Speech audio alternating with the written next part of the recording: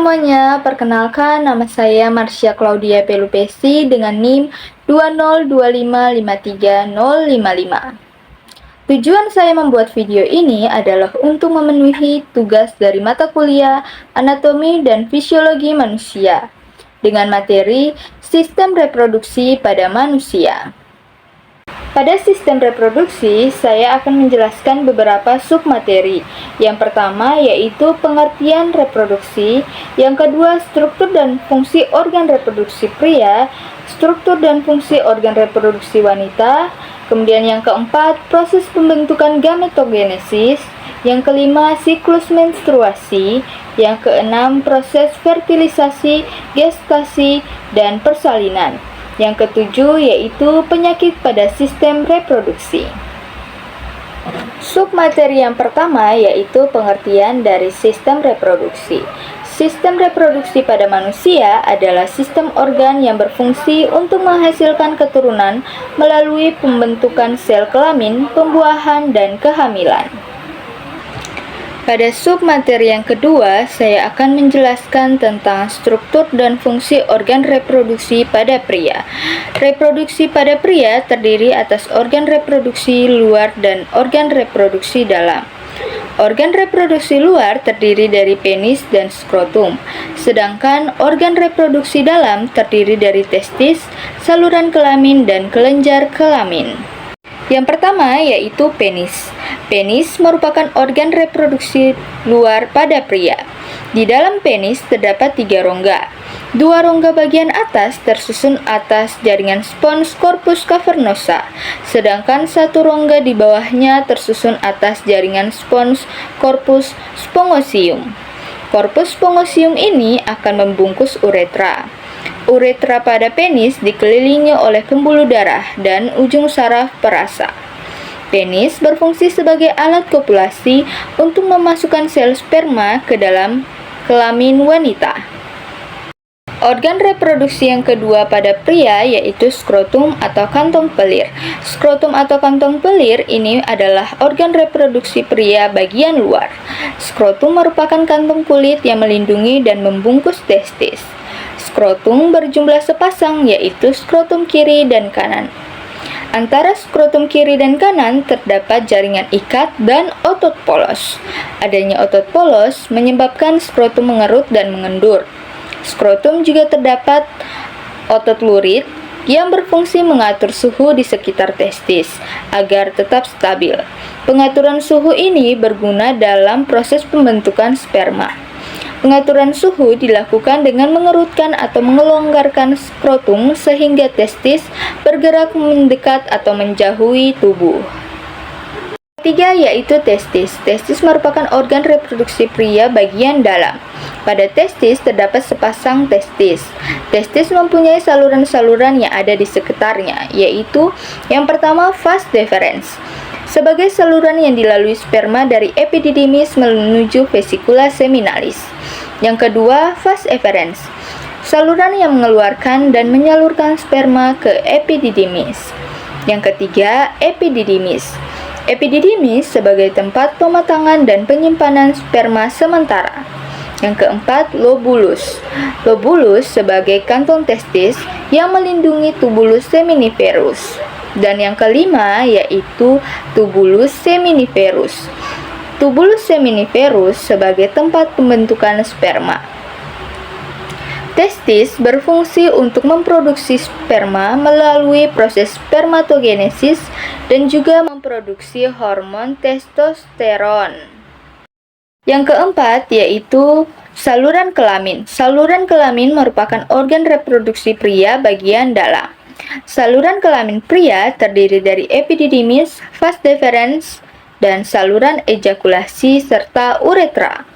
Secara keseluruhan, saluran kelamin ini berfungsi menyalurkan sperma dari kelenjar testis keluar tubuh melalui penis. Selanjutnya yaitu kelenjar kelamin. Kelenjar kelamin adalah organ reproduksi pria bagian dalam. Kelenjar kelamin berfungsi untuk menambahkan cairan-cairan kelamin sehingga berguna untuk mempertahankan hidup dan gerak sperma. Cairan tersebut dihasilkan oleh beberapa organ, yaitu vesikula seminalis. Vesikula seminalis menghasilkan cairan yang berfungsi sebagai sumber energi dan memudahkan gerak sperma. Yang kedua, kelenjar prostat. Kelenjar prostat menghasilkan cairan yang bersifat basa. Pada sperma, cairan ini mengandung kolesterol, garam, dan fosfolipid. Yang ketiga yaitu kelenjar Koper. Yang ketiga yaitu kelenjar Koper atau bulburetra. Kelenjar Koper ini menghasilkan cairan yang bersifat basa. Kelenjar ini berhubungan langsung dengan uretra. Submateri yang ketiga yaitu struktur dan fungsi dari organ reproduksi wanita. Organ reproduksi wanita terdiri dari organ reproduksi luar dan dalam. Organ reproduksi luar terdiri dari vulva dan labium, sedangkan organ reproduksi dalam terdiri atas ovarium, oviduk, uterus, dan vagina. Organ reproduksi pada wanita yang pertama yaitu vulva dan labium. Vulva dan labium adalah organ reproduksi bagian luar. Vulva merupakan celah paling luar dari organ reproduksi wanita. Pada vulva terdapat saluran reproduksi, saluran urin, dan pada daerah dekat saluran kelamin terdapat himen atau selaput darah yang banyak mengandung pembuluh darah. Kemudian labium. Labium merupakan bagian yang membatasi vulva. Ada dua macam labium, yaitu labium majora yang terletak di bagian luar dan labium minora yang terletak di bagian dalam. Antara labium majora dan minora, bagian atas terbentuk tonjolan kecil yang disebut klitoris. Pada klitoris terdapat korpus cavernosa yang banyak mengandung pembuluh darah dan ujung saraf. Organ reproduksi pada wanita yang kedua yaitu vagina. Vagina merupakan organ reproduksi pada wanita bagian dalam. Vagina merupakan saluran akhir reproduksi wanita yang bermuara di vulva. Vagina menghasilkan banyak lendir yang diproduksi oleh kelenjar Bartholin. Lendir berguna saat koitus dan mempermudah kelahiran bayi. Vagina berfungsi sebagai saluran keluar dari rahim, baik pada saat haid atau menstruasi maupun saat melahirkan. Selain itu, vagina juga berperan sebagai alat kopulasi untuk menerima penis. Organ reproduksi yang ketiga pada wanita yaitu uterus atau rahim. Uterus atau rahim ini merupakan organ reproduksi bagian dalam. Uterus merupakan rongga pertemuan oviduk kanan dan juga kiri.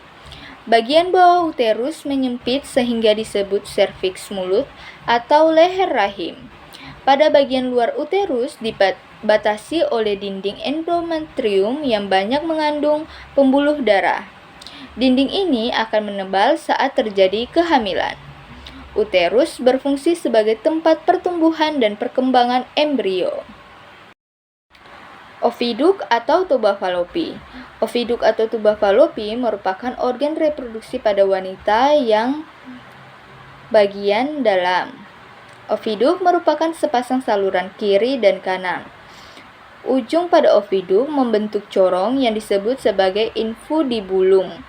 Pada infundibulum terdapat fimbre atau rumba-rumbai untuk menangkap ovum. Tuba falopi atau oviduk berfungsi sebagai tempat terjadinya fertilisasi. Organ reproduksi yang terakhir pada wanita yaitu ovarium. Ovarium merupakan organ reproduksi bagian dalam. Ovarium terdiri atas ovarium kanan dan kiri. Ovarium kanan dan kiri ini berfungsi sebagai penghasil sel telur atau ovum. Submateri yang ketiga yaitu proses pembentukan sel kelamin atau gametogenesis. Proses gametogenesis ini dibedakan menjadi dua, yaitu yang pertama spermatogenesis dan yang kedua oogenesis. Spermatogenesis yaitu proses pembentukan sperma atau gamet jantan, sedangkan oogenesis adalah proses pembentukan ovum atau gamet betina. Spermatogenesis dimulai ketika pria mengalami masa pubertas, sedangkan oogenesis sudah berlangsung saat wanita masih berada di dalam kandungan. Pertama yaitu proses pembentukan spermatogenesis. Spermatogenesis terjadi di dalam testis, tepatnya di tubulus seminiferus.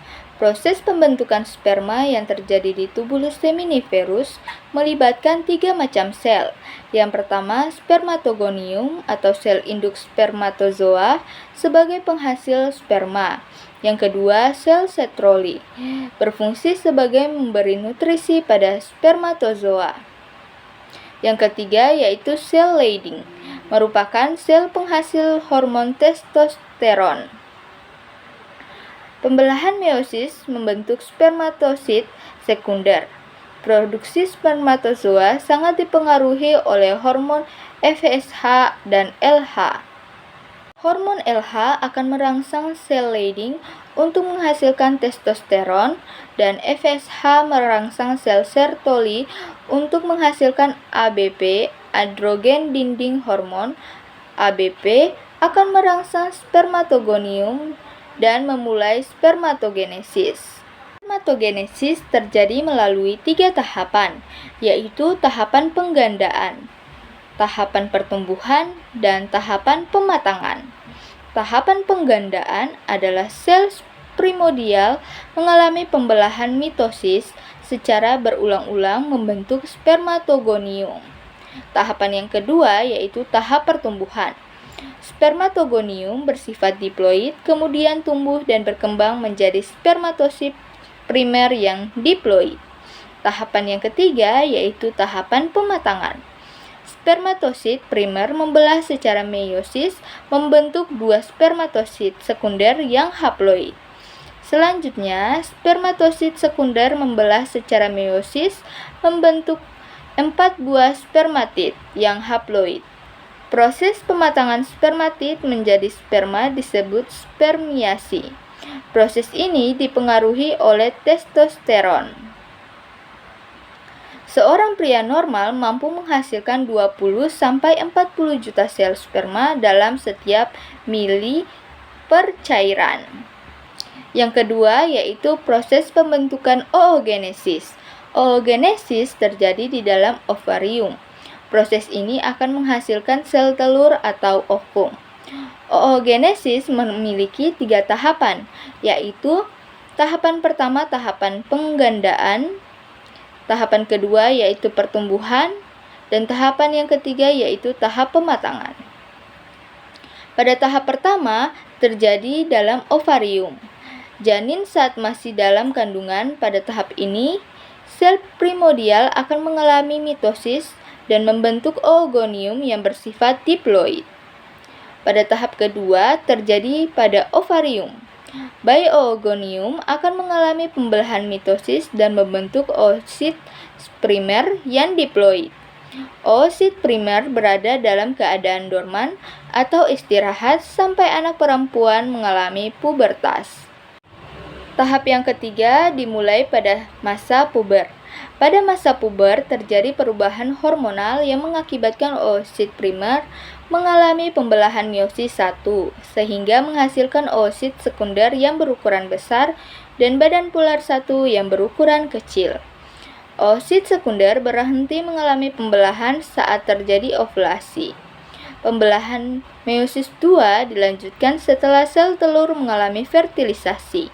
Pada pembelahan ini, oosit sekunder menghasilkan oosit yang haploid dan badan polar 2 yang haploid akan berdiferensiasi menjadi ovum dan badan polar 2 mengalami degenerasi. Sebelum lanjut pada submateri yang berikutnya, saya akan menjelaskan tentang struktur pada sperma dan struktur ovum. Pertama yaitu struktur sperma. Sperma terdiri dari kepala pada bagian ujung. Leher dan ekor kepala mengandung inti sel atau nukleus yang dilindungi oleh akrosom. Akrosom berfungsi menembus lapisan pelindung ovum. Pada bagian kepala sperma juga terdapat sentriol yang berfungsi sebagai alat gerak sperma. Pangkal ekor terdapat badan sperma yang mengandung mitokondria. Mitokondria berfungsi sebagai penghasil energi untuk menggerakkan sel sperma menuju oviduk. Dan yang terakhir yaitu ekor pada sperma. Ekor pada sperma juga dilindungi oleh membran plasma. Kedua yaitu struktur ovum. Sel telur yang dihasilkan oleh ovum saat ovulasi memiliki tubuh yang dilindungi oleh dua lapisan, yaitu lapisan luar disebut corona radiata dan lapisan dalam adalah zona pellucida. Pada bagian dalam ovum juga terdapat sitoplasma dan nukleus.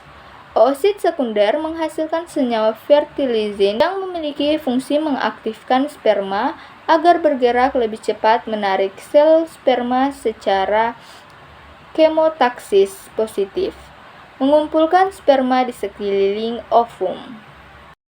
Submateri yang kelima yaitu menstruasi, siklus menstruasi. Pada proses ini, seorang wanita dewasa setiap bulannya akan melepaskan satu sel telur matang dari salah satu ovariumnya.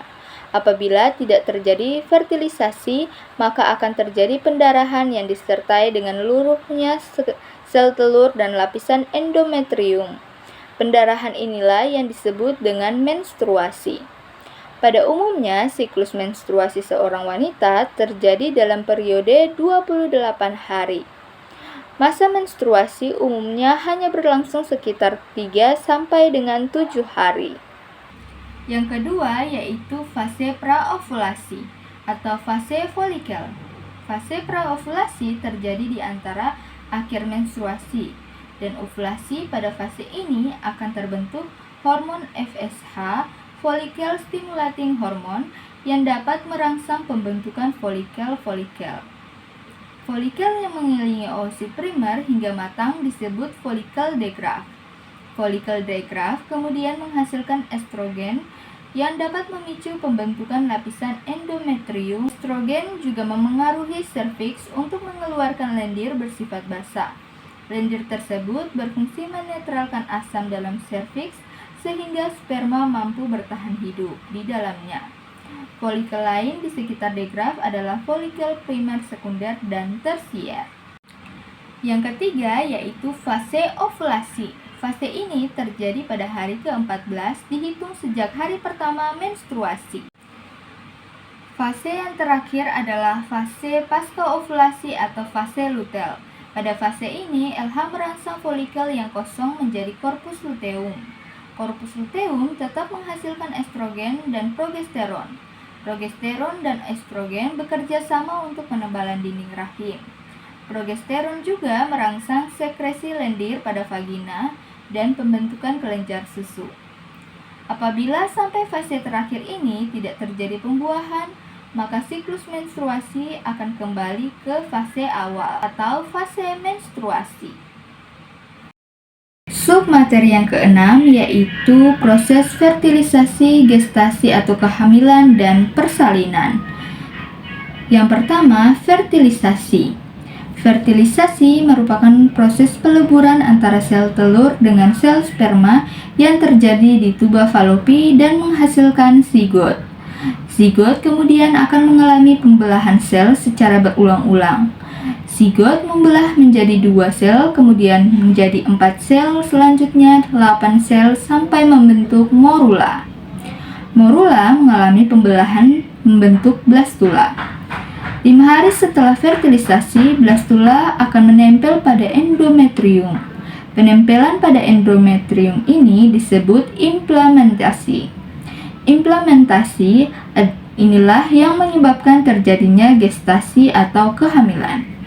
Blastula berkembang menjadi grastula. Pada fase grastula ini, blastosol, bagian dari blastula, akan menyempit menjadi rongga kecil. Selanjutnya, grastula berkembang membentuk fetus atau janin.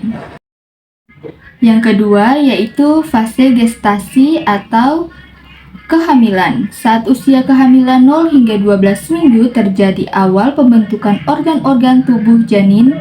Periode 3 bulan pertama ini disebut trimester pertama.